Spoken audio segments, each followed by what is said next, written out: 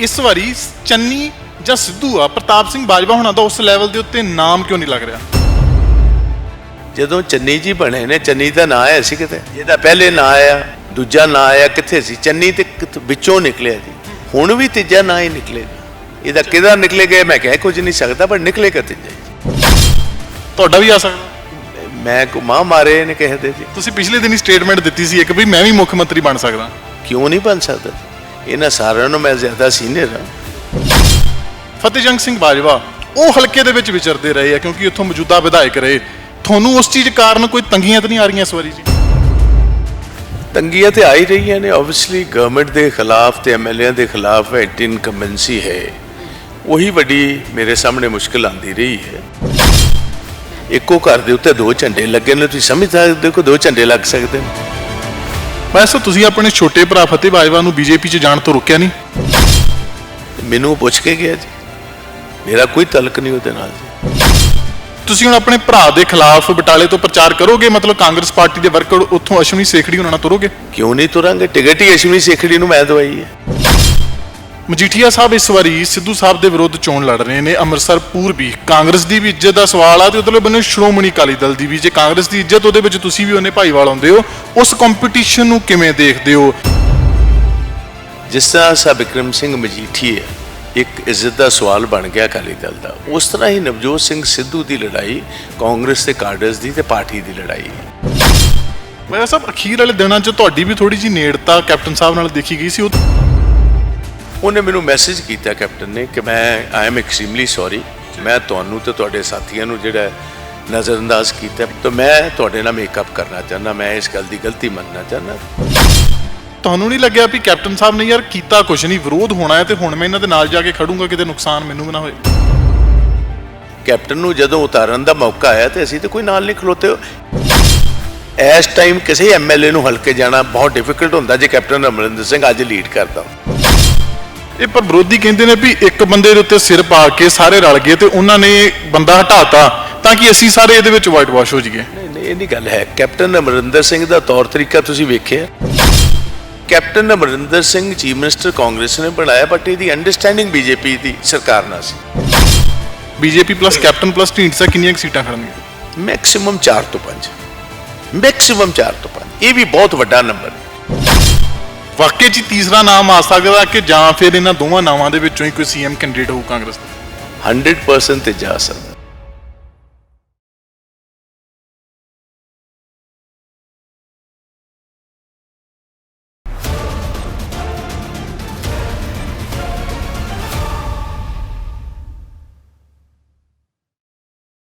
ਤੁਸੀਂ ਅਕਸਰ ਇਹਨਾਂ ਦਿਨਾਂ ਦੇ ਵਿੱਚ ਸਾਨੂੰ ਗੱਡੀਆਂ ਦੇ ਵਿੱਚ ਲੀਡਰਾਂ ਦੇ ਨਾਲ, ਦਿਗਜਾਂ ਦੇ ਨਾਲ ਇੰਟਰਵਿਊਆਂ ਕਰਦੇ ਦੇਖਦੇ ਹੋ। ਉਹਦੇ ਕਾਰਨ ਨੇ ਕਿਉਂਕਿ ਇਹਨਾਂ ਸਮਿਆਂ ਦੇ ਵਿੱਚ ਲੀਡਰਾਂ ਕੋਲ ਘਰੇ ਬੈਠਣ ਦਾ ਵੇਲਾ ਨਹੀਂ ਹੈਗਾ। ਜਿਉਂ ਸਵੇਰ ਤੋਂ ਚੱਲ ਕੇ ਚੱਲ ਸੋ ਚੱਲ ਬਹੁਤ ਸਾਰੇ ਲੀਡਰ ਨੇ ਜਿਹੜੇ 5 ਸਾਲ ਵੀ ਆਪਣੇ ਹਲਕੇ 'ਚ ਉੱਦਾਂ ਹੀ ਵਿਚਰਦੇ ਨੇ, ਪਰ ਬਹੁਤ ਸਾਰੇ ਇੱਦਾਂ ਦੇ ਵੀ ਹੈਗੇ ਨੇ ਜਿਹੜੇ ਸਿਰਫ ਇਹਨਾਂ ਦਿਨਾਂ ਦੇ ਵਿੱਚ ਆ ਕੇ ਪਿੰਡ-ਪਿੰਡ ਜਾਂਦੇ ਨੇ। ਫਰਕ ਲੋਕਾਂ ਨੇ ਪਛਾਣਨਾ ਤੇ ਲੋਕ ਇਸ ਵਾਰੀ ਜਾਗਰੂਕ ਨੇ। ਅੱਜ ਸਾਡੇ ਨਾਲ ਕਾਂਗਰਸ ਪਾਰਟੀ ਤੋਂ ਵੱਡੇ ਲੀਡਰ ਪ੍ਰਤਾਪ ਸਿੰਘ ਬਾਜਵਾ ਹੋਣੀ ਮੌਜੂਦ ਨੇ। ਵੱਡੇ ਲੀਡਰ ਨੇ, ਸੋ ਵੱਡੀਆਂ ਗੱਲਾਂ ਪੰਜਾਬ ਦੇ ਪ੍ਰਤੀ ਉਹਨਾਂ ਨਾਲ ਸਾਂਝੀਆਂ ਕਰਾਂਗੇ। ਪ੍ਰਾਈਮ ਏਸ਼ੀਆ ਟੀਵੀ ਦੇ ਨਾਲ ਤੁਹਾਡੇ ਸਨਮੁਖ ਕਰਾਉਣ ਜਾ ਰਹੇ ਹਾਂ। ਬਾਜਵਾ ਸਾਹਿਬ ਸਤਿ ਸ਼੍ਰੀ ਅਕਾਲ ਜੀ, ਬਹੁਤ ਸਵਾਗਤ ਤੁਹਾਡਾ ਜੀ। ਸਤਿ ਸ਼੍ਰੀ ਅਕਾਲ ਜੀ, ਮਿਹਰਬਾਨੀ ਜੀ। ਬਾਜਵਾ ਸਾਹਿਬ, ਵੋਟਾਂ ਦੇ ਦਿਨ ਨੇ, ਚੱਲ ਸੋ ਚੱਲ ਚੱਲਦੀ ਆ, ਪਰ ਇੱਕ ਜਿਹੜਾ ਪਹਿਲਾ ਸਵਾਲ ਮੇਰਾ ਤੁਹਾਨੂੰ ਇਹ ਹੋਏਗਾ ਕਿ ਤੁਸੀਂ ਰਾਜ ਸਭਾ ਦੇ ਮੈਂਬਰ ਕਿਉਂਕਿ ਇਸ ਤੋਂ ਪਹਿਲਾਂ ਰਹੇ, ਤੇ ਇਸ ਤੋਂ ਪਹਿਲਾਂ ਤੁਹਾਡੇ ਬ੍ਰਦਰ ਫਤਿਹਜੰਗ ਸਿੰਘ ਬਾਜਵਾ ਉਹ ਹਲਕੇ ਦੇ ਵਿੱਚ ਵਿਚਰਦੇ ਰਹੇ ਆ ਕਿਉਂਕਿ ਉੱਥੋਂ ਮੌਜੂਦਾ ਵਿਧਾਇਕ ਰਹੇ। ਤੁਹਾਨੂੰ ਉਸ ਚੀਜ਼ ਕਾਰਨ ਕੋਈ ਤੰਗੀਆਂ ਤਾਂ ਨਹੀਂ ਆ ਰਹੀਆਂ ਇਸ ਵਾਰੀ ਜੀ? ਤੰਗੀਆਂ ਤੇ ਆ ਹੀ ਰਹੀਆਂ ਨੇ। ਓਬਵੀਅਸਲੀ ਗਵਰਨਮੈਂਟ ਦੇ ਖਿਲਾਫ ਤੇ ਐਮਐਲਏ ਦੇ ਖਿਲਾਫ ਐਂਟੀ ਇਨਕੰਬੈਂਸੀ ਹੈ, ਉਹੀ ਵੱਡੀ ਮੇਰੇ ਸਾਹਮਣੇ ਮੁਸ਼ਕਿਲ ਆਂਦੀ ਰਹੀ ਹੈ ਤੇ ਉਹ ਮੈਂ ਕਾਫੀ ਹੱਦ ਤੱਕ ਮਹੀਨੇ ਸਵਾ ਮਹੀਨੇ 'ਚ ਓਵਰਕਮ ਕਰ ਲਈ ਹੈ। ਤੇ ਹੁਣ ਜਿਹੜੀ ਸਾਰਾ ਤੁਹਾਡਾ ਸਿਸਟਮ ਹੈ ਇਲੈਕਸ਼ਨ ਪ੍ਰੋਸੈਸ, ਉਹ ਬਹੁਤ ਹੱਦ ਤੱਕ ਸਟ੍ਰੀਮਲਾਈਨ ਹੋ ਗਿਆ। ਮੈਂ ਸਰ ਇੱਕ ਤੇ ਐਂਟੀ ਇਨਕੰਬੈਂਸੀ, ਪਰ ਜਿਹੜਾ ਇੱਕ ਤੁਹਾਡੇ ਬ੍ਰਦਰ ਖੁਦ ਹੁਣ ਉਹ ਬੀਜੇਪੀ 'ਚ ਨੇ, ਕਿ ਉਸ ਚੀਜ਼ ਕਰਕੇ ਤੁਹਾਡੇ ਹਲਕੇ ਦੇ ਵਿੱਚ ਤੁਹਾਡੇ ਵੋਟਰਾਂ ਜਿਨ੍ਹਾਂ ਨਾਲ ਤੁਸੀਂ ਕਈ ਦਹਾਕਿਆਂ ਤੋਂ ਮੇਲਜੋਲ ਕਰ ਰਹੇ ਹੋ, ਪਿਛਲੇ 5 ਸਾਲ ਉਹ ਮੇਲਜੋਲ ਕਰਦੇ ਰਹੇ, ਤੁਸੀਂ ਰਾਜ ਸਭਾ 'ਚ ਬਿਜ਼ੀ ਰਹੇ, ਉਹ ਹਲਕੇ 'ਚ ਜ਼ਿਆਦਾ ਮੌਜੂਦ ਹੋਣ ਕਾਰਨ ਉਸ ਤੌਰ 'ਤੇ ਜਿਹੜੀ ਸਿੱਧੇ ਤਰੀਕੇ ਨਾਲ ਤੰਗੀ ਤੁਹਾਨੂੰ ਉੱਦਾਂ ਦੀ ਵੀ ਕੋਈ ਤੰਗੀਆਂ ਮਹਿਸੂਸ ਹੋ ਰਹੀਆਂ ਨੇ? ਕੋਈ ਭਰਾ ਵੱਲੋਂ ਨੁਕਸਾਨ ਪਾਰਟੀ ਪੱਧਰ 'ਤੇ ਵੀ ਪਹੁੰਚਿਆ ਜਾ ਰਿਹਾ? ਕੋਈ ਗੱਲਾਂ ਨੂੰ ਤਾਂ ਮੈਂ ਓਵਰਕਮ ਕਰ ਲਿਆ ਸਾਰਿਆਂ ਨੂੰ। ਡਿਫਰੈਂਸਿਸ ਬਹੁਤ ਸਨ, ਜਿਹੜੀਆਂ ਕਮੀਆਂ ਪੇਸ਼ੀਆਂ ਸੀ ਓਬਵੀਅਸਲੀ ਉਹ ਮੇਰੇ ਸਾਹਮਣੇ ਵੀ ਆਈਆਂ ਨੇ, ਬਟ ਲੋਕਾਂ ਦਾ ਬਹੁਤ ਹੱਦ ਤੱਕ ਮੇਰੇ ਪਾਸਟ ਕੰਮ ਦੇ ਉੱਤੇ ਫੇਥ ਹੈ। ਉਹਨਾਂ ਨੂੰ ਪਤਾ ਪ੍ਰਤਾਪ ਸਿੰਘ ਬਾਜਵਾ ਉਹੀ ਗੱਲ ਕਰੇਗਾ ਜਿਹੜੀ ਕੀਤੀ ਜਾ ਸਕਦੀ ਹੈ। ਸੋ ਮੈਂ ਸਮਝਦਾ ਕਿ ਬਹੁਤ ਹੱਦ ਤੱਕ ਉਹ ਚੀਜ਼ਾਂ ਓਵਰਕਮ ਹੋਈਆਂ ਨੇ ਤੇ ਪ੍ਰੋਬਲਮ ਜ਼ਰੂਰ ਸਨ ਇਹ 'ਚ। ਅੱਛਾ ਬਾਜਵਾ ਸਾਹਿਬ, ਤੁਸੀਂ ਰਾਜ ਸਭਾ ਦੇ ਮੈਂਬਰ ਰਹੇ ਹੋ। ਭਗਵੰਤ ਮਾਨ ਜਿਹੜੇ ਇਸ ਵਕਤ ਸੀਐਮ ਕੈਂਡੀਡੇਟ ਨੇ ਆਮ ਆਦਮੀ ਪਾਰਟੀ ਵੱਲੋਂ, ਉਹ ਆਪਣੇ ਜਿਹੜਾ ਉਹਨਾਂ ਦਾ ਲੋਕ ਸਭਾ ਦੇ ਵਿੱਚ ਕੰਮ ਸੀਗਾ ਉਹਨੂੰ ਲੈ ਕੇ ਬਹੁਤ ਹੱਦ ਤੱਕ ਵੋਟਾਂ ਮੰਗਦੇ ਨੇ। ਉਹ ਆਪਣੇ 5 ਕਰੋੜ ਰੁਪਈਆ ਜਿਹੜਾ ਸਾਲਾਨਾ ਉਹਨਾਂ ਨੂੰ ਮਿਲਦਾ ਉਹਦਾ ਹਿਸਾਬ ਇਸ ਤਰੀਕੇ ਨਾਲ ਦਿੰਦੇ ਨੇ ਕਿ ਮੈਨੂੰ ਇਸ ਚੀਜ਼ ਦੇ ਬਿਹਾਫ ਦੇ ਉੱਤੇ ਵੋਟਾਂ ਪਾਓ। ਤੁਹਾਨੂੰ ਵੀ ਐਮਪੀ ਲੈਡ ਫੰਡ ਆਉਂਦਾ ਰਿਹਾ, ਤੁਸੀਂ ਉਹਦੀ ਕਿਸ ਢੰਗ ਤਰੀਕੇ ਨਾਲ ਵਰਤੋਂ ਹੁਣ ਤੱਕ ਕਰਦੇ ਆਏ ਹੋ ਜੀ? ਕੋ ਐਮਪੀ ਲੈਡ ਫੰਡ ਤੇ ਮੈਂ ਸਾਰੇ ਹੀ ਆਪਣੇ ਮਦਈਆਂ ਨੂੰ ਦਿੰਦਾ ਰਿਹਾ, ਐਂਡ ਵਿਸ਼ੇਸ਼ ਤੌਰ ਮੇਰਾ ਮੈਜੋਰਿਟੀ ਜਿਹੜਾ ਫੰਡ ਸੀ ਉਹ ਕ੍ਰਿਸਚਨਸ, ਸਾਡੇ ਦਲਿਤ ਭਰਾ, ਪਿਛੜੀਆਂ ਸ਼੍ਰੇਣੀਆਂ, ਉਹਨਾਂ ਦੇ ਬਹੁਤ ਸਾਰੇ, ਜਿਸ ਤਰ੍ਹਾਂ ਕ੍ਰਿਸਚਨ ਧਰਮਸ਼ਾਲਾਜ਼ ਨੇ ਜਾਂ ਕ੍ਰਿਸਚਨਸ ਦੇ ਗ੍ਰੇਵ ਯਾਰਡਸ ਨੇ। ਉਹ ਬਹੁਤ ਇੱਕ ਜੈਨੂਇਨ ਪ੍ਰੋਬਲਮ ਹੈ ਕ੍ਰਿਸਚਨਸ ਦੇ ਵਿੱਚ। ਕਈ ਪੰਚਾਇਤਾਂ ਨੇ ਉਹਨਾਂ ਨੂੰ ਜਗ੍ਹਾ ਹੀ ਨਹੀਂ ਦਿੱਤੀ ਦਫਨਾਉਣ ਵਾਸਤੇ, ਜਿਸ ਤਰ੍ਹਾਂ ਸਾਡੇ ਸ਼ਮਸ਼ਾਨ ਨੇ ਸਿੱਖਾਂ ਦੇ ਤੇ ਹਿੰਦੂਆਂ ਦੇ, ਉਸ ਤਰ੍ਹਾਂ ਹੀ ਕ੍ਰਿਸਚਨਸ ਦੇ ਤੇ ਮੁਸਲਿਮਸ ਦੇ ਗ੍ਰੇਵ ਯਾਰਡਸ ਨੇ। ਉਹ ਗ੍ਰੇਵ ਯਾਰਡਸ ਬਹੁਤ ਸਾਰੀ ਜਗ੍ਹਾ 'ਤੇ ਹੈ ਨਹੀਂ। ਉਹਨਾਂ ਨੂੰ ਜਦੋਂ ਉਹਨਾਂ ਦੇ ਅਲਟੀਮੇਟਲੀ ਫੈਮਿਲੀ ਦਾ ਮੈਂਬਰ ਕੋਈ ਪੂਰਾ ਹੁੰਦਾ ਤੇ ਲੋਕ ਉਹ ਵਿਚਾਰੇ ਕਈ ਪਿੰਡਾਂ 'ਚ ਘੁੰਮਦੇ ਨੇ ਦਫਨਾਉਣ ਵਾਸਤੇ। ਇਹ ਇੱਕ ਬਹੁਤ ਹਿਊਮਨਟੇਰੀਅਨ ਗਰਾਊਂਡਸ 'ਤੇ ਮੇਰਾ ਖਿਆਲ ਮਾੜੀ ਗੱਲ ਹੈ, ਜਿਹੜੀ ਅਸੀਂ ਆਪਣੇ ਮੈਨੀਫੈਸਟੋ 'ਚ ਵੀ ਲੈ ਕੇ ਆ ਰਹੇ ਹਾਂ ਕਿ ਜਿੱਥੇ ਕ੍ਰਿਸਚਨ ਜਾਂ ਮੁਸਲਿਮ ਪੰਜਾਬ 'ਚ ਬੈਠੇ ਨੇ ਉਹਨਾਂ ਵਾਸਤੇ ਗ੍ਰੇਵ ਯਾਰਡਸ ਦੀ ਜਗ੍ਹਾ ਹਰ ਪਿੰਡ ਵਿੱਚ ਤੇ ਸ਼ਹਿਰਾਂ ਵਿੱਚ ਪ੍ਰੋਵਾਈਡ ਗਵਰਨਮੈਂਟ ਆਫ ਪੰਜਾਬ ਕਰੇਗੀ। ਜਿੱਥੇ ਗਵਰਨਮੈਂਟ ਦੀ ਜਗ੍ਹਾ ਜਾਂ ਪੰਚਾਇਤ ਦੀ ਜਗ੍ਹਾ ਅਸੀਂ ਉੱਥੋਂ ਦੇਵਾਂਗੇ, ਜਿੱਥੇ ਨਹੀਂ ਹੈ ਗਵਰਨਮੈਂਟ ਪਰਚੇਜ਼ ਕਰਕੇ ਦੇਗੀ। ਸੋ ਇਹ ਮੇਰਾ ਜ਼ਿਆਦਾ ਪੈਸਾ ਉਹਨਾਂ ਦੀ ਹਰੀਜਨ ਧਰਮਸ਼ਾਲਾਜ਼ ਨੇ, ਕ੍ਰਿਸਚਨ ਧਰਮਸ਼ਾਲਾਜ਼ ਨੇ, ਕ੍ਰਿਸਚਨਸ ਦੇ ਗ੍ਰੇਵ ਯਾਰਡਸ ਨੇ ਜਾਂ ਪਿੰਡਾਂ ਦੇ ਵਿੱਚ ਗ੍ਰੇਵ ਯਾਰਡਸ ਨੇ, ਇਹ ਇੱਕ ਬੁਨਿਆਦੀ ਚੀਜ਼ ਜਿਹੜੀ ਹੈ ਉਹਦੇ 'ਚ ਜ਼ਿਆਦਾ ਪੈਸਾ ਗਿਆ। ਅੱਛਾ, ਤੁਸੀਂ ਨਾ ਪਹਿਲੇ ਸਵਾਲ ਦੇ ਵਿੱਚ ਐਂਟੀ ਇਨਕਮਬੈਂਸੀ ਦੀ ਗੱਲ ਕੀਤੀ ਸੀ ਕਿ ਗਵਰਨਮੈਂਟ ਦੀ ਹੋ ਜਾਂਦੀ ਹੈ। ਕੀ ਕਾਰਨ ਮੰਨਦੇ ਹੋ ਵੀ ਤੁਹਾਡੀ ਕਾਂਗਰਸ ਸਰਕਾਰ ਦੀ ਐਂਟੀ ਇਨਕਮਬੈਂਸੀ ਕਿਹਨਾਂ ਕਾਰਨਾਂ ਕਰਕੇ ਹੋਈ? ਵੱਡਾ ਕਾਰਨ ਦੇਖੋ, ਵੱਡਾ ਕਾਰਨ 4.5 ਸਾਲ ਜਿਹੜੇ ਕੈਪਟਨ ਅਮਰਿੰਦਰ ਸਿੰਘ ਆਪਣੇ ਘਰ ਚੋਂ ਬਾਹਰ ਨਹੀਂ ਨਿਕਲੇ, ਉਹਦੇ ਨਾਲ ਬਹੁਤ ਹੱਦ ਤੱਕ ਜਿਹੜਾ ਫਾਈਨਲ ਫੇਸ 'ਚ ਆ ਕੇ ਕਾਂਗਰਸ ਦੀ ਗਵਰਨਮੈਂਟ ਨੇ ਹੱਲਾ ਮਾਰਿਆ। ਕੋਈ ਤਕਰੀਬਨ 111 ਦਿਨਾਂ 'ਚ 100 ਕੰਮ ਕੀਤਾ, ਜਿਹਦੇ ਵਿੱਚ ਪੁਰਾਣੇ ਬਿਜਲੀ ਦੇ ਬਿੱਲ ਮਾਫ ਕਰਨੇ, ਪਾਣੀ ਦੇ ਜਿਹੜੇ ਕਨੈਕਸ਼ਨਸ ਨੇ ਉਹਨਾਂ ਦੇ ਬਿੱਲ ਘਟਾਣੇ, ਐਗਜ਼ਿਸਟਿੰਗ ਬਿਜਲੀ ਦੇ ਬਿੱਲਾਂ ਨੂੰ ਅੱਧੇ ਰੇਟ 'ਤੇ ਕਰਨਾ, ਡੀਜ਼ਲ ਦੀ ਪ੍ਰਾਈਸ 10 ਰੁਪਏ ਘਟਾਣੀ, ਪੈਟਰੋਲ ਦੀ ਪ੍ਰਾਈਸ ਘਟਾਣੀ, 5-5 ਮਰਲਿਆਂ ਦੇ ਪਲਾਟ ਵੰਡਣੇ, ਲਾਲ ਡੋਰੇ ਵਿੱਚ ਸਾਰਿਆਂ ਨੂੰ 74 ਸਾਲ ਤੋਂ ਬਾਅਦ ਮਾਲਕ, ਜਿਹੜੇ ਗਰੀਬ ਗੁਰਬਾ ਜਿਹਦੇ ਘਰ ਪ੍ਰਾਪਰਟੀ ਨਾ ਨਹੀਂ ਉਹਨਾਂ ਨੂੰ ਮਾਲਕ ਬਣਾਉਣਾ। ਸੋ ਇਹ ਚੀਜ਼ਾਂ ਜਿਹੜੀਆਂ ਨੇ ਪੋਜ਼ਿਟਿਵ ਨੇ, ਬਟ ਮੈਂ ਸਮਝਦਾ ਕਿ ਨੈਗੇਟਿਵਿਟੀ ਇਹ ਹੋਈ ਹੈ ਕਿ ਜੇ ਅਸੀਂ ਇਹ ਇਨੀਸ਼ੀਅਲ ਸਾਲਾਂ 'ਚ ਕਰ ਲੈਂਦੇ ਉਹਦਾ ਬੈਟਰ ਰਿਜ਼ਲਟ ਇਸ ਟਾਈਮ ਆਉਣਾ। ਅੱਛਾ, ਕੀ ਲੱਗਦਾ ਸਿਰਫ ਕੈਪਟਨ ਅਮਰਿੰਦਰ ਸਿੰਘ ਹੀ ਉਹਦੇ ਜ਼ਿੰਮੇਵਾਰ ਨੇ ਜਾਂ ਹੋਰ ਵੀ ਕੋਈ ਕਾਂਗਰਸ ਪਾਰਟੀ 'ਚ ਜ਼ਿੰਮੇਵਾਰ ਹੈ? ਨਹੀਂ, ਜ਼ਿੰਮੇਵਾਰ ਤਾਂ ਹੈ ਕਿ ਕੈਪਟਨ ਨੂੰ ਪਿਛਲੀ ਵਾਰ ਐਲਾਨਿਆ ਸੀ। ਇਹ ਜੋ ਕੁਝ ਮੈਨੀਫੈਸਟੋ ਬਣਿਆ ਵੀ ਕੈਪਟਨ ਦਾ ਆਪਣਾ ਮੈਨੀਫੈਸਟੋ ਸੀ। ਕੈਪਟਨ ਸਾਹਿਬ ਦਾ ਜੋ ਸਾਨੂੰ ਪਹਿਲੇ ਵੀ, ਵੇਖੋ ਮੈਂ ਤੇ ਸ਼ਰੇਆਮ ਲਾਈਨ ਖਿੱਚ ਕੇ ਉਹਨਾਂ ਦੀ ਮੁਖਾਲਫਤ ਕਰਦਾ ਰਿਹਾ। ਮੇਰਾ ਪਹਿਲੇ ਤੋਂ ਹੀ ਮੰਨਣਾ ਸੀ ਕਿ captain Amarinder Singh chief minister Congress ਨੇ ਬਣਾਇਆ, ਬਟ ਇਹਦੀ ਅੰਡਰਸਟੈਂਡਿੰਗ ਬੀਜੇਪੀ ਦੀ ਸਰਕਾਰ ਨਾਲ ਸੀ। ਬਹੁਤ ਹੱਦ ਤੱਕ ਜੋ ਕੈਪਟਨ ਸਾਹਿਬ ਨੇ ਹੁਣ ਕੀਤਾ, ਉਦੋਂ ਇੱਕ ਟੈਸਿਡ ਅੰਡਰਸਟੈਂਡਿੰਗ ਸੀ ਕਿ ਆਹਿਸਤਾ ਆਹਿਸਤਾ ਮੈਂ ਕੰਮ ਇਸ ਢੰਗ ਦਾ ਕਰੂੰਗਾ ਜਿਹਦੇ ਨਾਲ ਕਾਂਗਰਸ ਆਪਣੇ ਆਪ ਹੀ ਸਮਾਪਤ ਹੋ ਜਾਏਗੀ। ਮੈਂ ਸਭ ਅਖੀਰ ਵਾਲੇ ਦਿਨਾਂ 'ਚ ਤੁਹਾਡੀ ਵੀ ਥੋੜੀ ਜਿਹੀ ਨੇੜਤਾ ਕੈਪਟਨ ਸਾਹਿਬ ਨਾਲ ਦੇਖੀ ਗਈ ਸੀ, ਉਹਦਾ ਕੀ ਕਾਰਨ ਸੀ? ਉਹ ਕਾਰਨ ਇਹ ਹੋਣਾ ਕਿ ਜਿਹੜੇ ਬੰਦਿਆਂ ਨੇ 4.5 ਸਾਲ ਉਹਨਾਂ ਦੇ ਸਿਰ ਤੇ ਮੌਜ ਮਾਰੀ ਜਾਂ ਤਾਕਤ ਅਪਣਾਈ, ਜਦੋਂ ਕੈਪਟਨ ਨੂੰ ਇਹ ਲੱਗਾ ਕਿ ਇਹਨਾਂ ਬੰਦਿਆਂ ਨੇ ਮੈਨੂੰ ਹੀ ਇਹ ਕੀ ਕਹਿੰਦੇ ਨੇ ਲੈਟ ਡਾਊਨ ਕਰਨਾ ਸ਼ੁਰੂ ਕਰ ਦਿੱਤਾ, ਮੇਰੇ ਖਿਲਾਫ ਦੀ ਜਿਹੜੀ ਹੈ ਸੀ ਰਚਨਾ ਸ਼ੁਰੂ ਕਰ ਦਿੱਤਾ, ਤਾਂ ਉਦੋਂ ਫਿਰ ਉਹਨੇ ਮੈਨੂੰ ਮੈਸੇਜ ਕੀਤਾ ਕੈਪਟਨ ਨੇ ਕਿ ਮੈਂ ਆਈ ਐਮ ਐਕਸਟ੍ਰੀਮਲੀ ਸੌਰੀ, ਮੈਂ ਤੁਹਾਨੂੰ ਤੇ ਤੁਹਾਡੇ ਸਾਥੀਆਂ ਨੂੰ ਜਿਹੜਾ ਨਜ਼ਰਅੰਦਾਜ਼ ਕੀਤਾ। ਇਹ ਸਾਰਾ ਕੁਝ ਸਿੱਧੂ ਸਾਹਿਬ ਦੀ ਪ੍ਰਧਾਨਗੀ ਤੋਂ ਬਾਅਦ 'ਚ ਹੋਇਆ ਨਾ? ਆਲਮੋਸਟ ਉਹਨਾਂ ਤੋਂ ਪਹਿਲੇ, ਅੱਛਾ ਜੀ, ਚੰਦ ਦਿਨ ਉਹਨਾਂ ਤੋਂ ਪਹਿਲੇ ਹੀ ਉਹਦਾ ਮੈਸੇਜ ਆਉਣਾ ਸ਼ੁਰੂ ਹੋ ਗਿਆ ਕਿ ਜਿਨ੍ਹਾਂ ਦੇ ਕਾਰਨ ਮੈਂ ਤੁਹਾਨੂੰ ਤੇ ਤੁਹਾਡੇ ਸਾਥੀਆਂ ਨੂੰ ਤੇ ਤੁਹਾਡੇ ਹਲਕੇ ਨੂੰ ਨਜ਼ਰਅੰਦਾਜ਼ ਕੀਤਾ, ਉਹਨਾਂ ਲੋਕਾਂ ਨੇ ਹੁਣ ਮੇਰੀ ਪਿੱਠ ਦੇ ਵਿੱਚ ਹੀ ਛੁਰਾ ਕੱਢ ਮਾਰਿਆ। ਤਾਂ ਮੈਂ ਤੁਹਾਡੇ ਨਾਲ ਮੇਕਅਪ ਕਰਨਾ ਚਾਹੁੰਦਾ, ਮੈਂ ਇਸ ਗੱਲ ਦੀ ਗਲਤੀ ਮੰਨਣਾ ਚਾਹੁੰਦਾ। ਤਾਂ ਜਦੋਂ ਉਹਨੇ ਹਥਿਆਰ ਹੀ ਸੁੱਟ ਦਿੱਤੇ, ਤੁਹਾਨੂੰ ਨਹੀਂ ਲੱਗਦਾ ਕਿ ਉਦੋਂ ਜਨਰਲ ਨਿਆਜ਼ੀ ਨੇ ਜਨਰਲ ਰੋਡੇ ਦੇ ਸਾਹਮਣੇ ਹਥਿਆਰ ਡਾਕਾ ਸੁੱਟ ਦਿੱਤੇ ਸੀ, ਤੇ ਉਸ ਤੋਂ ਬਾਅਦ ਤੁਹਾਨੂੰ ਪਤਾ ਕਿ ਜਿਹੜਾ 93,000 ਪਾਕਿਸਤਾਨ ਦਾ ਸੋਲਜਰ ਸੀ ਉਹਨੂੰ ਅਸੀਂ ਰੋਟੀ ਵੀ ਦਿੱਤੀ, ਬੈਡਿੰਗ ਵੀ ਦਿੱਤੀ, ਸਾਰਾ ਕੁਝ ਦਿੱਤਾ। ਜਦੋਂ ਤੁਹਾਡਾ ਕੋਈ ਸਿਆਸੀ ਵਿਰੋਧੀ ਹਥਿਆਰ ਤੁਹਾਡੇ ਸਾਹਮਣੇ ਸੁੱਟ ਦੇ ਤੇ ਫਿਰ ਸਿੱਖ ਪਰੰਪਰਾਵਾਂ ਮੁਤਾਬਕ ਉਹਦੇ ਤੇ ਹਮਲਾ ਨਹੀਂ ਕੀਤਾ ਜਾਂਦਾ। ਉਦੋਂ ਆ ਜਦੋਂ ਦੀ ਤੁਸੀਂ ਗੱਲ ਕਰਦੇ ਕਿ ਕੈਪਟਨ ਸਾਹਿਬ ਨੇ ਤੁਹਾਡੇ ਨਾਲ ਸੰਪਰਕ ਸਾਧਨਾ ਸ਼ੁਰੂ ਕੀਤਾ, ਤਕਰੀਬਨ 4.5 ਜਾਂ 4.5 ਸਾਲ ਉਹਨਾਂ ਦੇ ਉਦੋਂ ਲੰਘ ਚੁੱਕੇ ਹੋਣੇ ਆ, ਪਰ ਉਦੋਂ ਤੁਹਾਨੂੰ ਨਹੀਂ ਲੱਗਿਆ ਵੀ ਕੈਪਟਨ ਸਾਹਿਬ ਨੇ ਯਾਰ ਕੀਤਾ ਕੁਛ ਨਹੀਂ, ਵਿਰੋਧ ਹੋਣਾ ਹੈ ਤੇ ਹੁਣ ਮੈਂ ਇਹਨਾਂ ਦੇ ਨਾਲ ਜਾ ਕੇ ਖੜੂੰਗਾ, ਕਿਤੇ ਨੁਕਸਾਨ ਮੈਨੂੰ ਵੀ ਨਾ ਹੋਏ? ਮੈਂ ਇਹਦੇ ਨਾਲ ਤੇ ਖਲੋਤਾ ਹੀ ਨਹੀਂ ਕਿਤੇ। ਕੈਪਟਨ ਨੂੰ ਜਦੋਂ ਉਤਾਰਨ ਦਾ ਮੌਕਾ ਆਇਆ ਤੇ ਅਸੀਂ ਤੇ ਕੋਈ ਨਾਲ ਨਹੀਂ ਖਲੋਤੇ। ਇੱਕੋ ਚੀਜ਼ ਸੀ, ਉਹਨੇ ਕਿਹਾ ਕਿ ਮੈਂ ਤੁਹਾਨੂੰ ਮਿਲਣਾ ਚਾਹੁੰਦਾ। ਮੈਂ ਕਿਹਾ ਠੀਕ ਹੈ, ਜੇ ਤੂੰ ਹੈ ਚੀਫ ਮਿਨਿਸਟਰ ਤੇ ਕਾਂਗਰਸ ਦਾ ਹੀ ਸੀ ਨਾ ਜੀ, ਕੋਈ ਵਿਰੋਧੀ ਪਾਰਟੀ ਦਾ ਤੇ ਚੀਫ ਮਿਨਿਸਟਰ ਹੈ ਨਹੀਂ ਸੀ। ਜਦੋਂ ਉਹਨੇ ਗੱਲ ਨਿਬੇੜੀ ਤੇ ਮੈਂ ਉਹਦਾ ਐਡਵਾਂਟੇਜ ਇੱਕੋ ਚੀਜ਼ ਦਾ ਲਿਆ ਕਿ ਮੈਂ ਕਿਸਾਨਾਂ ਦੀਆਂ ਜਿਹੜੀਆਂ ਡਿਮਾਂਡ ਸੀ ਗੰਨੇ ਨਾਲ, ਉਹ ਮੈਂ 50 ਰੁਪਏ ਕੁਇੰਟਲ ਹਿੰਦੁਸਤਾਨ ਦਾ ਸਾਰਿਆਂ ਨਾਲੋਂ ਵੱਧ ਰੇਟ ਦਵਾਇਆ, ਉਹਦਾ 20,000 ਰੁਪਏ ਦਾ 25,000 ਰੁਪਏ ਦਾ ਕਿੱਲੇ ਦਾ ਐਡਵਾਂਟੇਜ ਹੋਇਆ। ਤੇ ਕੁਝ ਮੈਂ ਚਾਹੁੰਦਾ ਸੀ ਕਿ ਮੇਰੇ ਗੁੱਡ ਆਫਿਸਰਸ ਦਾ ਇਸਤੇਮਾਲ ਕਰਕੇ ਜਿਹੜੇ ਵੀ ਮੁਲਾਜ਼ਮ ਸੀ, ਸਰਵਿੰਗ ਮੁਲਾਜ਼ਮ ਜਾਂ ਰਿਟਾਇਰਡ ਮੁਲਾਜ਼ਮ ਜਾਂ ਕੰਟਰੈਕਟ ਸਰਵਿਸਿਜ਼ ਤੇ ਲੱਗੇ ਹੋਏ, ਮੈਂ ਚਾਹੁੰਦਾ ਸੀ ਕਿ ਜੇ ਮੈਂ ਵੀ ਸਟੇਟ 'ਚ ਜਾਣਾ ਤਾਂ ਕੋਈ ਕੰਮ ਕਰਾਵਾਂਗੇ ਤੇ ਨਾਲ ਲੋਕ ਲੱਗਣਗੇ।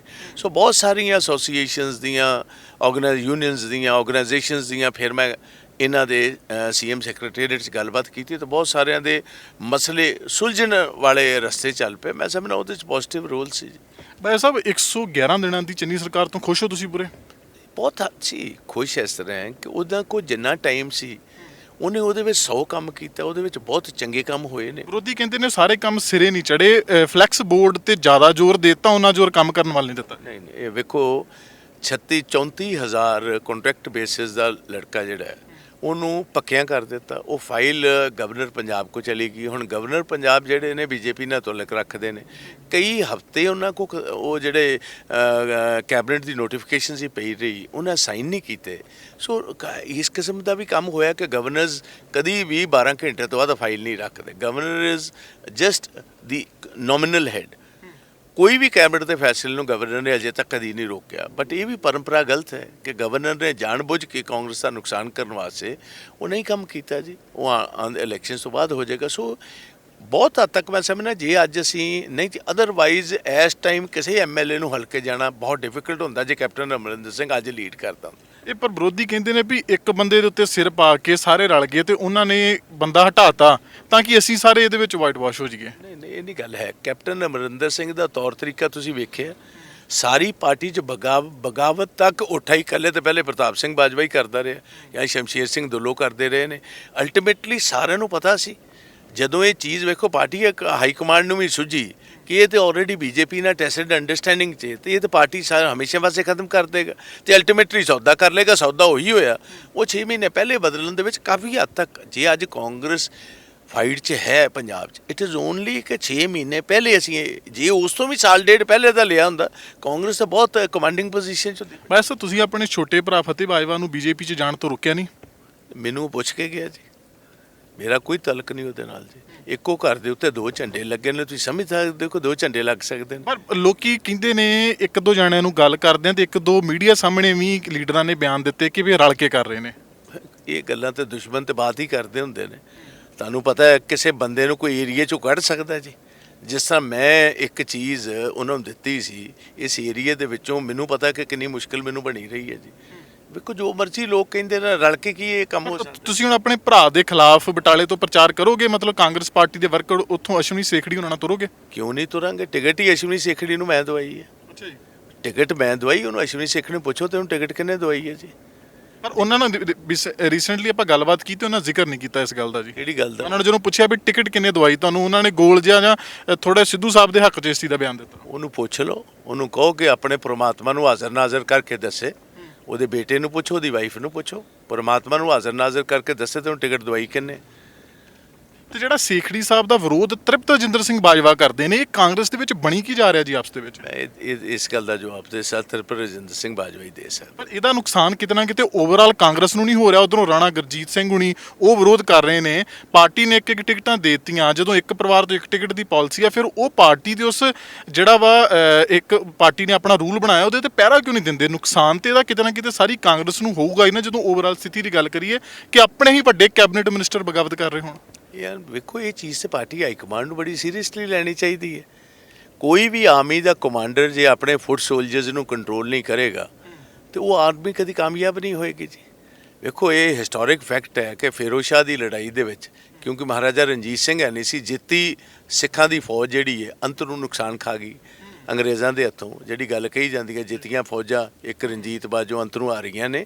ਸੋ ਇਹ ਚੀਜ਼ ਜਿੰਨਾ ਚਿਰ ਪਾਰਟੀ ਹਾਈ ਕਮਾਂਡ ਆਪਣੇ ਕੰਟਰੋਲ 'ਚ ਨਹੀਂ ਲਏਗੀ, ਡਿਸੀਡੈਂਸ ਨੂੰ ਨਹੀਂ ਰੋਕੇਗੀ, ਇਨਡਿਸਿਪਲਿਨ ਨੂੰ ਨਹੀਂ ਰੋਕੇਗੀ, ਤਾਂ ਆਬਵੀਅਸਲੀ ਫਿਰ ਪਾਰਟੀ ਦਾ ਨੁਕਸਾਨ ਹੋਏਗਾ। ਕਿਸੇ ਸਮੇਂ ਹਾਈ ਕਮਾਂਡ ਨੂੰ ਵੇਖਣਾ ਚਾਹੀਦਾ ਜੀ।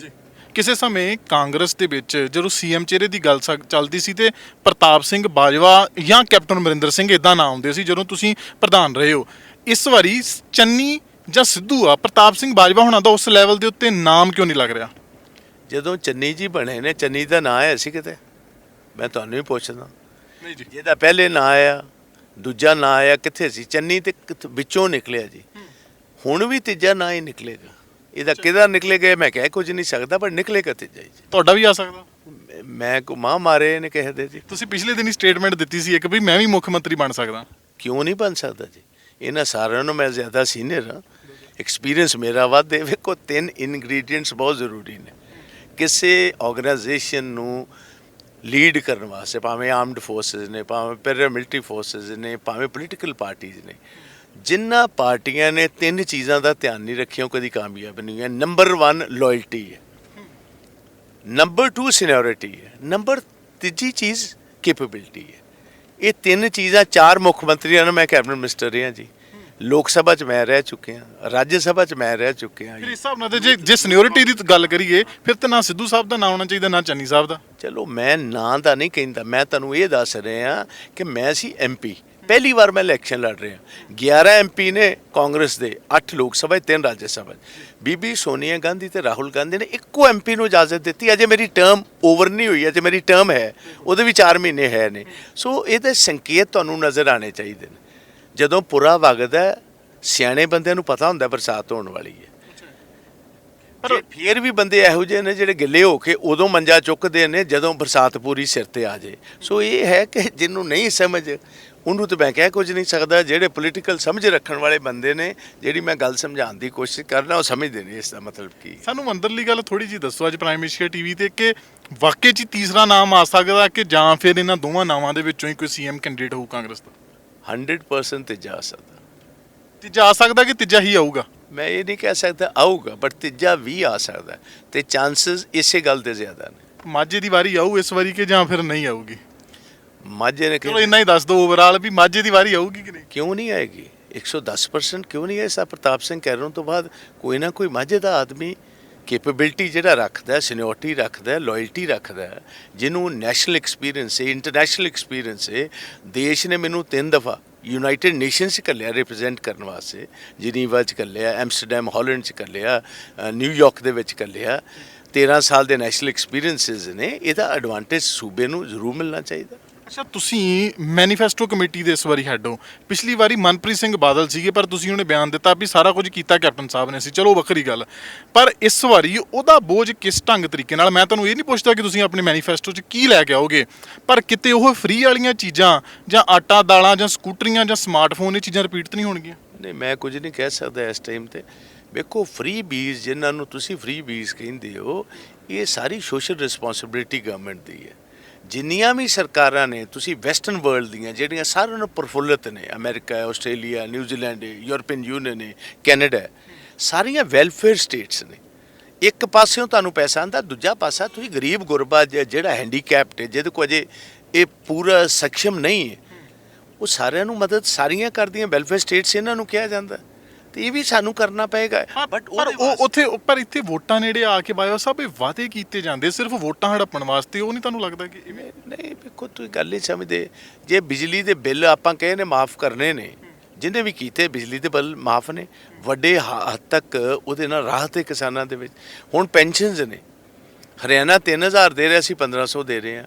ਗਰੀਬ ਆਦਮੀ ਦੇ ਜੇ ਘਰ 2000 ਜਾਏਗਾ, 2500 ਜਾਏਗਾ, 2 ਵਕਤ ਦੀ ਰੋਟੀ ਤੁਹਾਨੂੰ ਮਿਲ ਸਕੇਗੀ।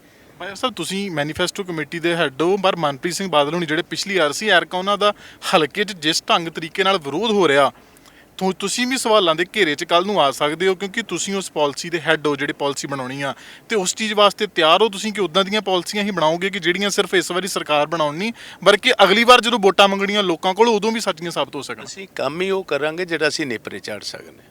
ਕੋਈ ਇਹੋ ਜਿਹਾ ਵਾਅਦਾ ਨਹੀਂ ਕੀਤਾ ਜਾਏਗਾ ਜਿਹੜਾ ਸਿਰੇ ਨਹੀਂ ਚੜ੍ਹ ਸਕਦਾ। ਮਜੀਠੀਆ ਸਾਹਿਬ ਇਸ ਵਾਰੀ ਸਿੱਧੂ ਸਾਹਿਬ ਦੇ ਵਿਰੁੱਧ ਚੋਣ ਲੜ ਰਹੇ ਨੇ ਅੰਮ੍ਰਿਤਸਰ ਪੂਰਬੀ। ਕਾਂਗਰਸ ਦੀ ਵੀ ਇੱਜ਼ਤ ਦਾ ਸਵਾਲ ਆ ਤੇ ਉਧਰਲੇ ਬੰਨੇ ਸ਼੍ਰੋਮਣੀ ਅਕਾਲੀ ਦਲ ਦੀ ਵੀ। ਜੇ ਕਾਂਗਰਸ ਦੀ ਇੱਜ਼ਤ ਉਹਦੇ ਵਿੱਚ ਤੁਸੀਂ ਵੀ ਉਹਨੇ ਭਾਈਵਾਲ ਆਉਂਦੇ ਹੋ, ਉਸ ਕੰਪੀਟੀਸ਼ਨ ਨੂੰ ਕਿਵੇਂ ਦੇਖਦੇ ਹੋ?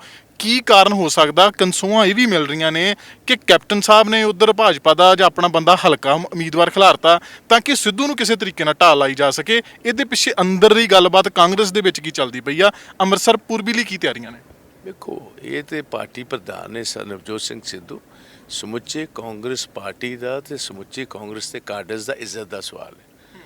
ਜਿਸ ਤਰ੍ਹਾਂ ਸਾਹਿਬ ਬਿਕਰਮ ਸਿੰਘ ਮਜੀਠੀਆ ਇੱਕ ਇੱਜ਼ਤ ਦਾ ਸਵਾਲ ਬਣ ਗਿਆ ਅਕਾਲੀ ਦਲ ਦਾ, ਉਸ ਤਰ੍ਹਾਂ ਹੀ ਨਵਜੋਤ ਸਿੰਘ ਸਿੱਧੂ ਦੀ ਲੜਾਈ ਕਾਂਗਰਸ ਦੇ ਕਾਡਰਸ ਦੀ ਤੇ ਪਾਰਟੀ ਦੀ ਲੜਾਈ ਹੈ, ਇੰਡੀਵਿਜੂਅਲ ਦੀ ਲੜਾਈ ਨਹੀਂ। ਜਿਸ ਤਰ੍ਹਾਂ ਅਕਾਲੀ ਦਲ ਲਾਮਬੰਦ ਹੋ ਰਿਹਾ, ਉਸ ਤਰ੍ਹਾਂ ਹੀ ਮੇਰੀ ਅਪੀਲ ਸਮੁੱਚੇ ਕਾਂਗਰਸ ਦੇ ਕਾਡਰਸ ਨੂੰ ਤੇ ਵਰਕਰਸ ਨੂੰ ਹੋਏਗੀ ਕਿ ਉਹ ਸਾਰੇ ਜਾਣੇ ਜਾ ਕੇ ਨਵਜੋਤ ਸਿੰਘ ਸਿੱਧੂ ਦੀ ਪਿੱਠ ਪਿੱਛੇ ਖੜੇ ਹੋਣ। ਤੁਸੀਂ ਵੀ ਜਾਓਗੇ ਆਪਣੀ ਪਾਰਟੀ ਵਧਾਉਣ ਵਾਸਤੇ? ਜੇ ਮੈਨੂੰ ਸੱਦਣਗੇ ਜ਼ਰੂਰ ਜਾਵਾਂਗੇ। ਹਾਲੇ ਤੱਕ ਸੱਦਾ ਆਇਆ ਨਹੀਂ ਕੋਈ? ਨਹੀਂ, ਅਜੇ ਕੋਈ ਨਹੀਂ ਆਇਆ ਜੀ।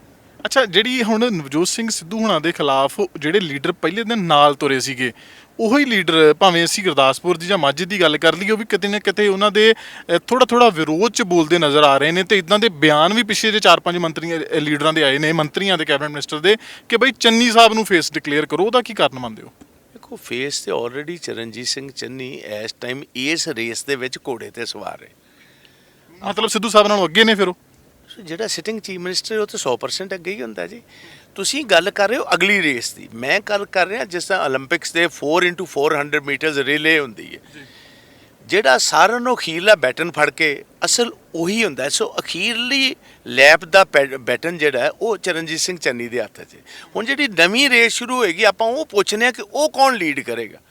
ਉਹ ਤੇ ਉਦੋਂ ਹੀ ਲੀਡ ਕਰਾਂਗੇ ਜਦੋਂ ਸਾਰਿਆਂ ਪਹਿਲੇ ਪਾਰਟੀ ਨੂੰ ਮੈਜੋਰਿਟੀ ਮਿਲੇਗੀ, ਲੋਕ ਵੋਟਾਂ ਪਾਉਣਗੇ, ਮੈਜੋਰਟੀ ਲਿਆਣਗੇ, ਫਿਰ ਐਮਐਲਏਜ਼ ਦੀ ਮੀਟਿੰਗ ਹੋਏਗੀ ਜਿਸ ਤਰ੍ਹਾਂ ਪਿਛਲੀ ਵਾਰ ਹੋਈ ਹੈ। ਆਪਣਾ ਵਿਊ ਪੁਆਇੰਟ ਰੱਖਣਗੇ, ਉਸ ਵਿਊ ਪੁਆਇੰਟ ਤੋਂ ਬਾਅਦ ਫਿਰ ਹਾਈ ਕਮਾਂਡ ਡਿਸਾਈਡ ਕਰੇਗੀ ਕੀ ਅਸੀਂ ਕਰਨਾ। ਤੋ ਇਹ ਅਗਲੀ ਰੇਸ ਦਾ ਅੱਜ ਨਹੀਂ ਮੈਂ ਕਹਿ ਸਕਦਾ, ਜਿਹੜੀ ਚੱਲਦੀ ਰੇਸ ਹੈ ਹੁਣ ਤੱਕ ਉਹਦੇ ਤੇ ਸਵਾਰ ਚਰਨਜੀਤ ਸਿੰਘ ਚੰਨੀ ਹੈ ਜੀ। ਹੀ ਇਜ਼ ਦੀ ਬੇਸਿਕਲੀ ਤੇ ਚੀਫ ਮਿਨਿਸਟਰ ਦਾ ਫੇਸ ਤੇ ਅਜੇ ਚਰਨਜੀਤ ਸਿੰਘ ਚੰਨੀ ਹੈ। ਹੁਣ ਅਗਲੀ ਚੀਜ਼ ਜਿਹੜੀ ਨਵੀਂ ਰੇਸ ਅਜੇ ਤੇ ਪੁਰਾਣੀ ਰੇਸ ਖਤਮ ਨਹੀਂ ਹੋਈ, ਉਹ 20 ਫਰਵਰੀ ਨੂੰ ਓਵਰ ਹੋਣੀ ਹੈ। ਨਵੀਂ ਰੇਸ ਜਿਹੜੀ ਹੈ ਉਹ ਸ਼ੁਰੂ ਹੋਣੀ ਹੈ ਤਕਰੀਬਨ 10 ਮਾਰਚ ਤੋਂ ਬਾਅਦ ਦੀ। ਤੋ ਇਹ ਤੇ ਲੋਕਾਂ ਦੀ ਮੈਜੋਰਿਟੀ ਦੇਣਗੇ ਤੇ ਫਿਰ ਨਵੀਂ ਰੇਸ ਸ਼ੁਰੂ ਹੋ ਪਾਏਗੀ। ਇੱਕ ਰੌਲਾ ਹੋਰ ਚੱਲਦਾ, ਕਿਉਂਕਿ ਤੁਸੀਂ ਵੱਡੇ ਲੀਡਰ ਹੋ, ਤੁਹਾਡੇ ਨਾਲ ਹਲਕੇ ਤੋਂ ਲਹਿਦਾ ਪੰਜਾਬ ਦੇ ਸਵਾਲ ਹੀ ਤਕਰੀਬਨ ਜ਼ਿਆਦਾ ਹੁੰਦੇ ਆ। ਬੀਜੇਪੀ ਤੇ ਅਕਾਲੀ ਦਲ ਵਾਲੇ ਕਹਿੰਦੇ ਆ ਕਿ ਹੋ ਸਕਦਾ ਚੋਣਾਂ ਤੋਂ ਬਾਅਦ ਇਕੱਠੇ ਹੋ ਜਾਣ। ਇਹਦੇ ਬਾਰੇ ਤੁਹਾਡਾ ਕੀ ਖਿਆਲ ਆ ਜੀ? ਵੇਖੋ, ਇਹ ਤੇ ਲੋਕਾਂ ਨੂੰ ਕਲੀਅਰ ਹੋਣਾ ਚਾਹੀਦਾ ਹੈ ਕਿ ਅਕਾਲੀ ਦਲ ਉਹਨਾਂ ਚਿਰ ਪਾਵਰ 'ਚ ਕਦੀ ਨਹੀਂ ਆ ਸਕਦਾ ਜਿੰਨਾ ਚਿਰ ਬੀਜੇਪੀ ਉਹਨਾਂ ਦਾ ਸਮਰਥਨ ਨਹੀਂ ਕਰਦੀ। ਇਹ ਫਿਰ ਹੁਣ ਸਾਰਾ ਕੁਝ ਵਿਖਾਵਾ ਹੋ ਰਿਹਾ ਤੁਹਾਡੇ ਮੁਤਾਬਿਕ? 100%। ਜਦੋਂ ਕਾਲੇ ਕਾਨੂੰਨ ਆਏ ਨੇ, ਇਹ ਵੀ ਬਕਾਇਦਾ ਤੌਰ ਮੋਦੀ ਸਾਹਿਬ ਨੇ ਪਹਿਲੇ ਕੌਨਫੀਡੈਂਸ ਵੱਡੇ ਬਾਦਲ ਸਾਹਿਬ ਨੂੰ ਲਿਆ। ਉਹਨਾਂ ਨੂੰ ਇਹ ਐਪਰੀਹੈਂਸ਼ਨ ਸੀ ਕਿ ਕਿਸਾਨਾਂ ਦੀ ਜਦੋਂ ਵੀ ਸਾਰੇ ਦੇਸ਼ 'ਚ ਕੋਈ ਮੂਵਮੈਂਟ ਉੱਠਦੀ ਹੈ, ਪਹਿਲੇ ਪੰਜਾਬ ਤੇ ਹਰਿਆਣਾ ਅੱਗੇ ਹੁੰਦੇ। ਹਰਿਆਣੇ ਬਾਰੇ ਉਹਨਾਂ ਨੇ ਇਹਨਾਂ ਨੂੰ ਕਹਿ ਦਿੱਤਾ ਸੀ, ਹਰਿਆਣੇ ਸਾਡੀ ਆਪਣੀ ਗਵਰਨਮੈਂਟ ਹੈ, ਅਸੀਂ ਸਾਂਭ ਲਾਂਗੇ ਕਿਸਾਨਾਂ ਦਾ ਜੇ ਰੌਲਾ ਪਿਆ। ਕੀ ਪੰਜਾਬ ਨੂੰ ਸਾਂਭੋਗੇ? ਇਹ ਬਕਾਇਦਾ ਤੌਰ ਵਿਸ਼ਵਾਸ ਦਾ ਪ੍ਰਕਾਸ਼ ਸਿੰਘ ਬਾਦਲ ਤੇ ਸੁਖਬੀਰ ਸਿੰਘ ਬਾਦਲ ਨੇ ਦਿੱਤਾ ਸੀ ਕਿ ਸਾਡੀ ਜਿਹੜੀ ਪਾਰਟੀ ਹੈ ਇਹ ਬੇਸਿਕਲੀ ਸਿੱਖਾਂ ਦੀ ਜਮਾਤ ਹੈ ਤੇ ਕਿਸਾਨਾਂ ਦੀ ਜਮਾਤ ਹੈ।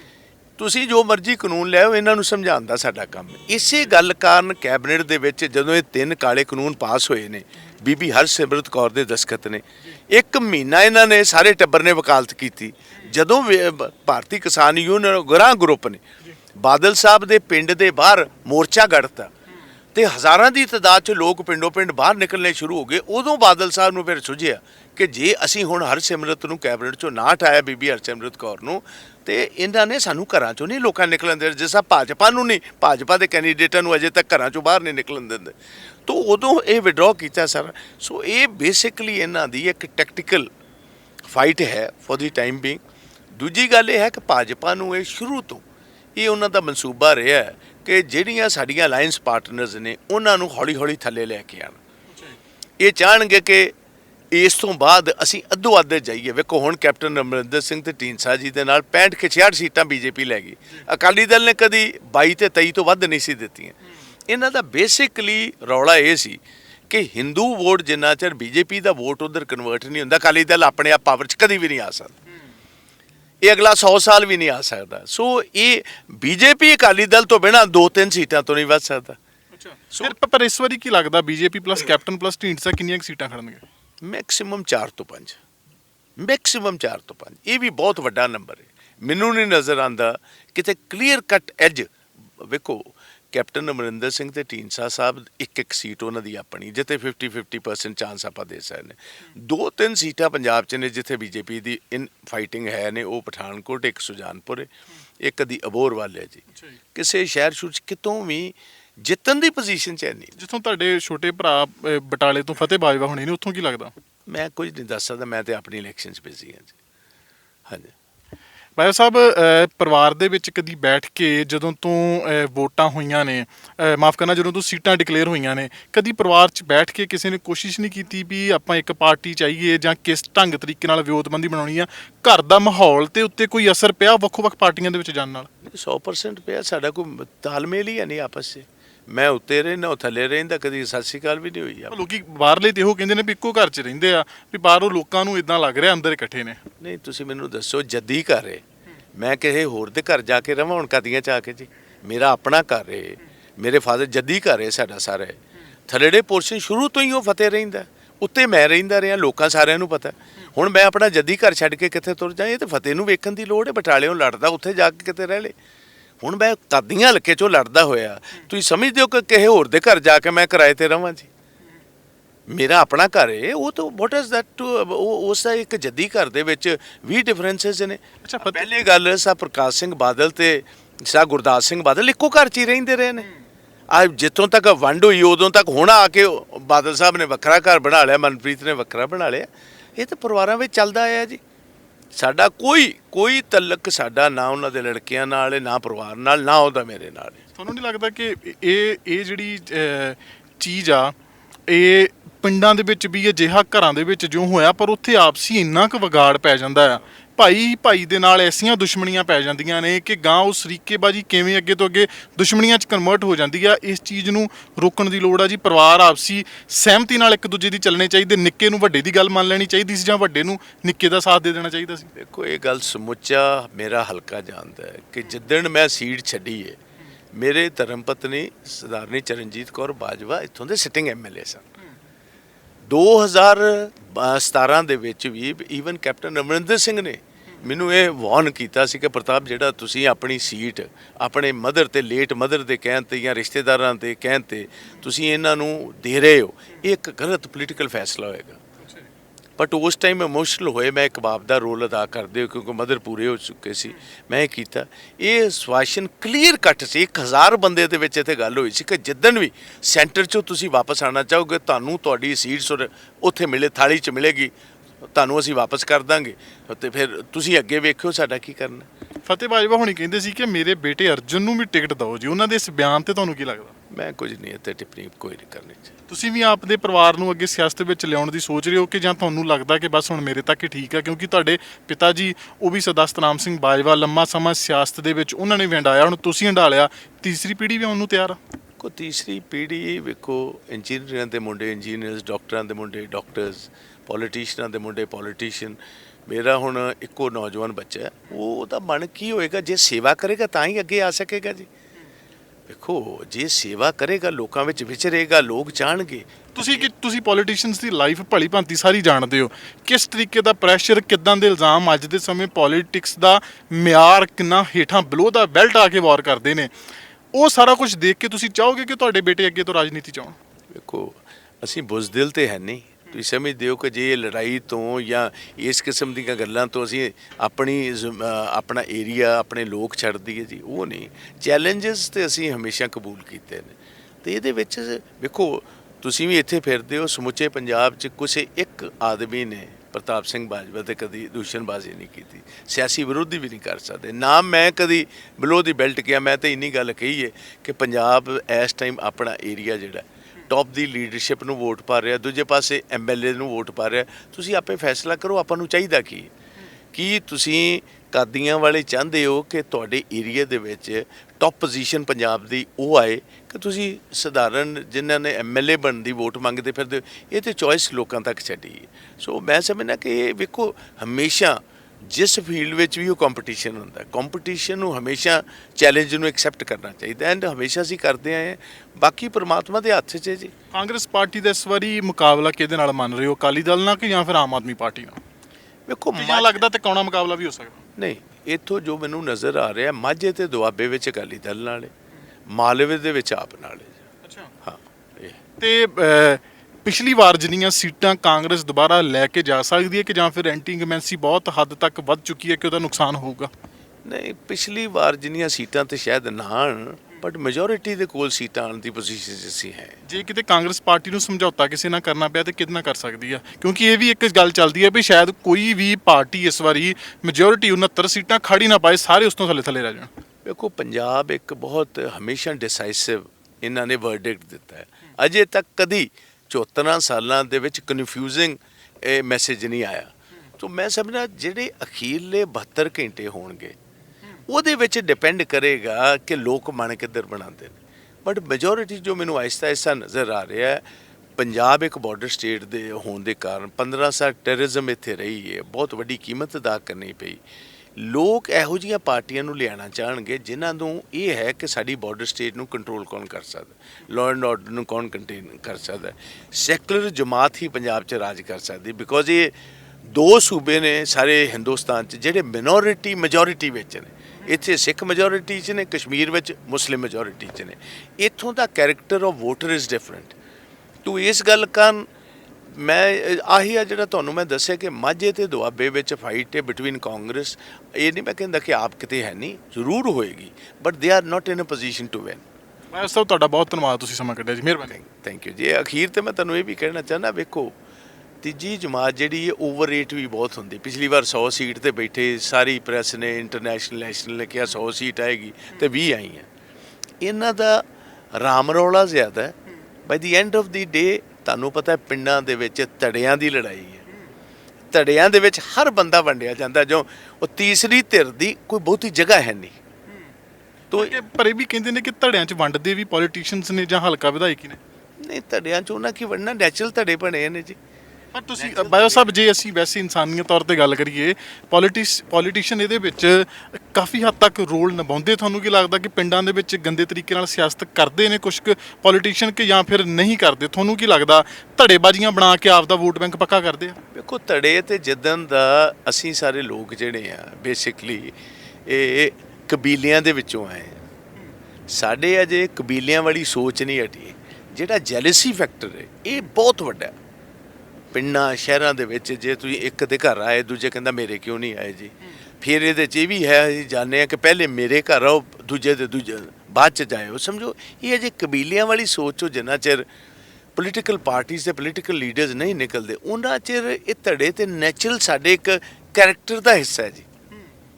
ਜੈਲਸੀ ਫੈਕਟਰ ਇੰਨਾ ਵੱਡਾ, ਭਾਵੇਂ ਅਮਰੀਕਾ 'ਚ ਤੁਸੀਂ ਵੇਖ ਲਓ, ਕੈਨੇਡਾ 'ਚ ਵੇਖ ਲਓ, ਵੱਡੇ ਗੁਰਦੁਆਰਾ ਸਾਹਿਬ ਨੇ, ਇੰਜੀਨੀਅਰਸ ਪ੍ਰਧਾਨ ਨੇ, ਪਰ ਜਿੱਦਣ ਸਨਿਚਰ ਆਇਆ ਤਾਂ ਸਾਰੀ ਸੰਗਤ ਇਕੱਠੀ ਹੁੰਦੀ ਹੈ। ਉੱਥੇ ਵੀ ਰਾਮ ਰੌਲਾ, ਪੈਸਿਆਂ ਦੀ ਕਮੀ ਕੋਈ ਨਹੀਂ, ਜੌਬਸ ਦੀ ਕਮੀ ਕੋਈ ਨਹੀਂ, ਹਰ ਚੀਜ਼ ਹੈ। ਬਟ ਜਿਹੜੀ ਚੌਧਰ ਦੀ ਲੜਾਈ ਹੈ ਉਹ ਸਾਡਾ ਇੱਕ, ਜਿਸ ਤਰ੍ਹਾਂ ਕਹੀਦਾ ਨਾ ਕਿ ਇਨਮੋਨ ਸਾਡੇ ਵਿੱਚ ਹੈ। ਜੈਲਸੀ ਫੈਕਟਰ ਬਹੁਤ ਵੱਡਾ ਹੈ, ਕੰਪੀਟੀਸ਼ਨ ਬਹੁਤ ਜ਼ਿਆਦਾ ਹੈ ਆਪਸ ਦੇ ਵਿੱਚ।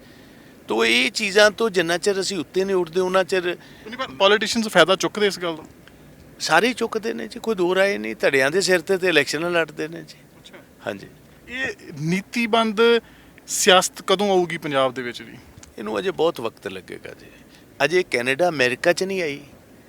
ਤੁਸੀਂ ਵੇਖੋ ਨਾ, ਜਿੱਥੇ ਆਪਣੇ ਲੋਕ ਉੱਥੇ ਰਹਿੰਦੇ, ਉੱਥੇ ਕਿੰਨੇ ਧੜੇ ਵੱਜ ਪਰ ਫਿਰ ਵੀ ਜੀ ਕਿਸੇ ਹੱਦ ਤੱਕ ਜੇ ਅਸੀਂ ਕੈਨੇਡਾ ਅਮਰੀਕਾ ਦੀ ਗੱਲ ਕਰੀਏ, ਮੈਂ ਫੋਰ ਐਗਜ਼ਾਮਪਲ ਲੈ ਲੈਣਾ ਜੀ, ਇਨਵਾਇਰਨਮੈਂਟ। ਪੰਜਾਬ ਦੀ ਇਲੈਕਸ਼ਨ 'ਚ ਅੱਜ ਤੱਕ ਕਦੀ ਇਨਵਾਇਰਨਮੈਂਟ ਮੁੱਦਾ ਨਹੀਂ ਮਿਲਿਆ। ਇੱਕ ਛੋਟੀ ਜੀ ਗੱਲ, ਹੋਰ ਵੀ ਬਹੁਤ ਹੋਣਗੇ। ਉੱਥੋਂ ਦੀਆਂ ਇਲੈਕਸ਼ਨਾਂ 'ਚ ਫਿਰ ਵੀ ਇਨਵਾਇਰਨਮੈਂਟ ਇੱਕ ਮੁੱਦਾ ਆ ਜਾਂਦਾ ਜੀ। ਤੁਸੀਂ ਇਹ ਇਨਵਾਇਰਨਮੈਂਟ ਦੀ ਗੱਲ ਕਿਤੇ ਨਾ ਕਰੋਗੇ।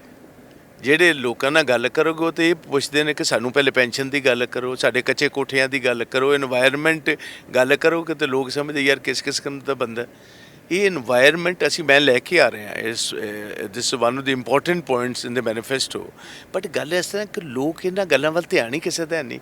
ਤੁਸੀਂ ਆਕਰਸ਼ਿਤ ਵੀ ਕਰਨਾ ਚਾਹੁੰਦੇ ਹੋ, ਧਿਆਨ ਕੋਈ ਤੁਹਾਡੀ ਇਹ ਗੱਲ ਸੁਣ ਕੇ ਰਾਜ਼ੀ ਕੋਈ ਨਹੀਂ। ਪਰ ਜਾਗਰੂਕ ਬਾਈਵਾ ਸਾਹਿਬ ਕੌਣ ਕਰੂਗਾ? ਹੁਣ ਧਰਤੀ ਹੇਠਲਾ ਪਾਣੀ ਘਟਦਾ ਜਾਂਦਾ, ਜੋ ਰਿਪੋਰਟਸ ਦੱਸਦੀਆਂ ਨੇ। ਹੋ ਸਕਦਾ ਤੁਹਾਡੇ ਸਾਡੇ ਬੱਚੇ ਹੀ ਆਉਣ ਵਾਲੇ ਸਮੇਂ ਦੇ ਵਿੱਚ ਪੰਜਾਬ ਦੇ ਵਿੱਚ ਪਾਣੀ ਦਾ ਕਾਲ ਦੇਖ ਲੈਣ। ਬਹੁਤਾ ਦੂਰ ਕੰਮ ਨਹੀਂ ਰਹਿ ਗਿਆ ਹੁਣ।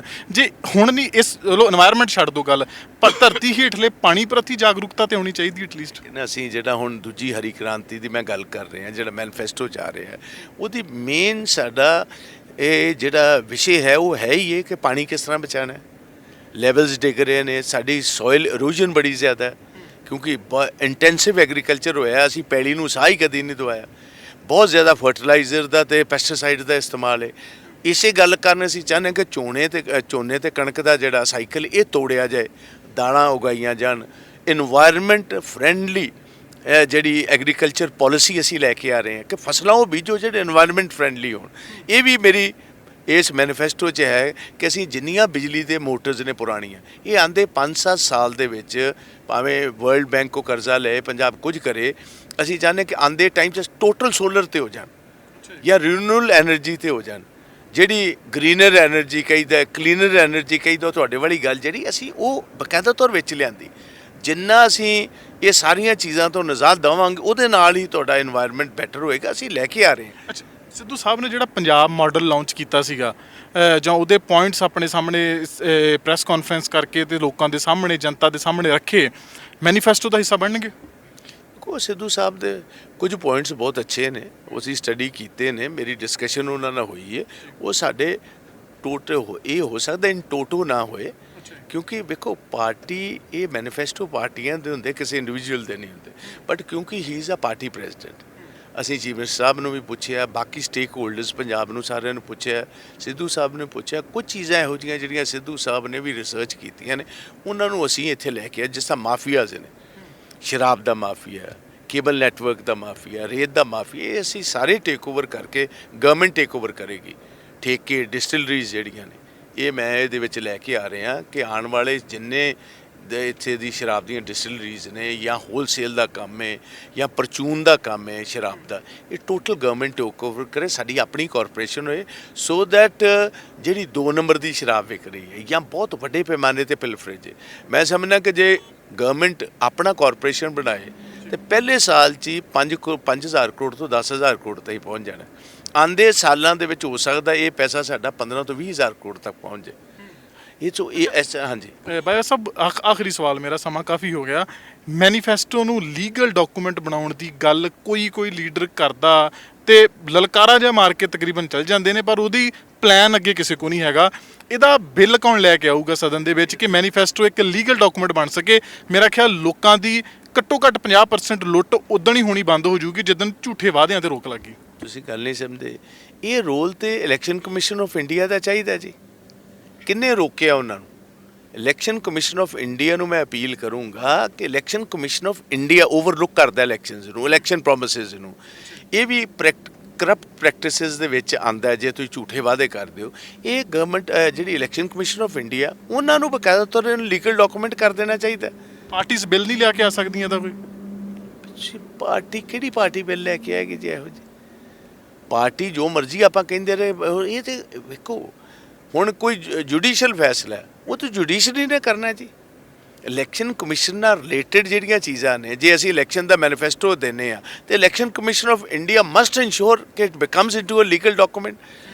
ਉਹਨਾਂ ਨੂੰ ਕੌਣ ਰੋਕ ਲਾ ਰਿਹਾ ਕੰਮ ਕਰਨ 'ਚ?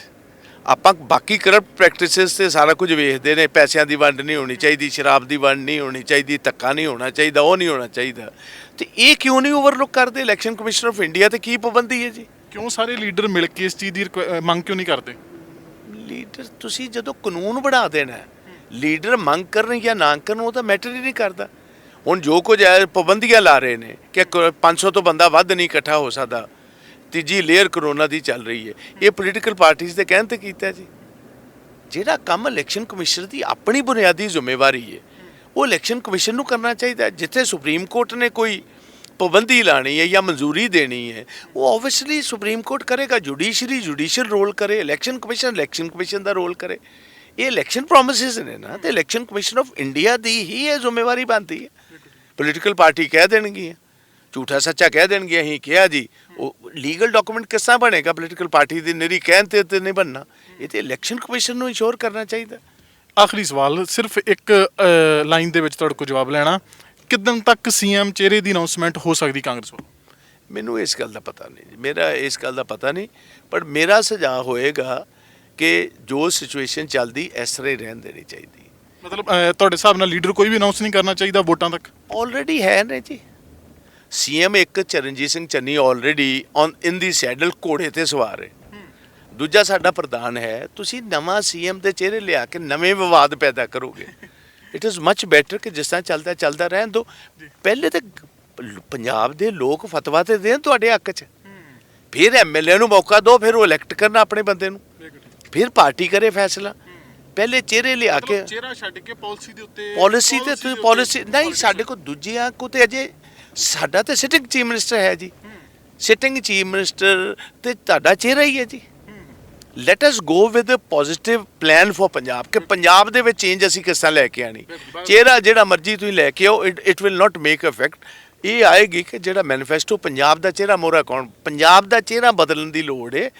ਜੇ ਪਾਰਟੀ ਦਾ ਚਿਹਰਾ ਉਹ ਬਾਅਦ ਚ ਆਏਗਾ ਜੀ। ਜੇ ਫਤਵਾ ਤੁਹਾਡੇ ਹੱਕ 'ਚ ਹੋਏਗਾ ਤਾਂ ਫਿਰ ਬਦਲ ਲਿਓ ਜਿਹਨੂੰ ਵੀ ਰੱਖਣਾ। ਬਹੁਤ ਧੰਨਵਾਦ ਤੁਹਾਡਾ, ਥੈਂਕ ਯੂ ਥੈਂਕ ਯੂ ਜੀ। ਸੋ ਇਹ ਸਨ ਪ੍ਰਤਾਪ ਸਿੰਘ ਬਾਜਵਾ। ਮੁੱਖ ਦੀ ਗੱਲ ਜਿਹਨਾਂ ਕੀਤੀ ਆ ਕਿ ਬਈ ਚਿਹਰਾ ਤੇ ਬਾਅਦ ਵਿੱਚ ਡਿਸਾਈਡ ਹੋ ਜਾਊਗਾ। ਪਹਿਲਾਂ ਪਾਲਿਸੀ ਦੇ ਆਧਾਰ ਤੇ ਜੇ ਕਾਂਗਰਸ ਪਾਰਟੀ ਵੋਟਾਂ ਲੜਦੀ ਆ ਤੇ ਉਹਦਾ ਜ਼ਿਆਦਾ ਫਾਇਦਾ ਹੋਏਗਾ। ਬਾਕੀ ਲੋਕਾਂ ਨੇ ਡਿਸਾਈਡ ਕਰਨਾ ਕਿ ਉਹ ਇਹਨਾਂ ਦੀਆਂ ਗੱਲਾਂ ਦੇ ਨਾਲ ਸਹਿਮਤ ਨੇ ਜਾਂ ਨਹੀਂ। ਆਪਦੇ ਵਿਚਾਰ ਟਿੱਪਣੀਆਂ ਰਾਹੀਂ ਜ਼ਰੂਰ ਪੇਸ਼ ਕਰ ਦਿਓ।